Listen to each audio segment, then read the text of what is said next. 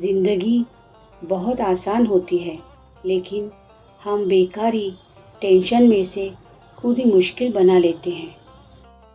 یہ نہیں ملا، وہ نہیں ملا، اس نے بات نہیں کی، اس نے بات نہیں کی، یہ سب بیکار کی باتیں ہیں۔ اگر کوئی بات نہیں کرتا تو اس میں افسوس کرنے کی ضرورت نہیں ہے۔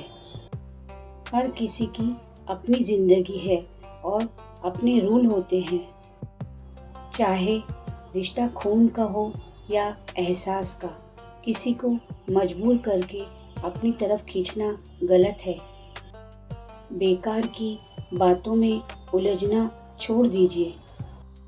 جو لوگ آپ کو اہمیت نہیں دیتے، اپنی زندگی میں آپ بھی ان کو سرسری سے شامل رکھیں۔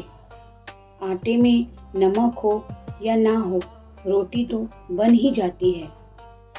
ایسے ہی کوئی ساتھ ہو یا نہ ہو، زندگی گزر ہی جاتی ہے۔ بس خود پر توجہ دے اور نماز قائم کرے۔ آپ دعا میں ہدایت مانگنا شروع کریں۔ ہدایت ایسی چیز ہے جس کے لیے مانگی ہوئی دعا رد نہیں کی جاتی۔ کہا جاتا ہے کہ ہدایت کی دعا وہی کرتا ہے جس کی دعا پہلے ہی قبول ہو چکی ہوتی ہے۔ آپ ہدایت کی دعا کرنا شروع کریں۔ کچھ وقت بعد آپ کو محسوس ہوگا کہ جو آپ کو لگتا تھا کہ آپ کی دعائیں قبول نہیں ہو رہی ہیں، وہ کتنا غلط تھا۔ پھر آپ کو حکمت کا معاملہ سمجھ میں آنے لگے گا اور آپ اپنی دعاؤں میں مستقل مزاج ہو جائیں گے۔ دل میں وسوسے نہیں آئیں گے۔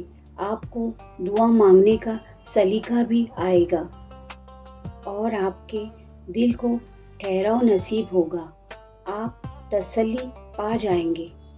یہ وہم سے کہ میری دعائیں قبول نہیں ہوتی مٹنے لگے گا اور اس کی جگہ یقین پیدا ہوگا۔ ہدایت کی دعا مانگو، بہت مانگو، سچے دل سے مانگو۔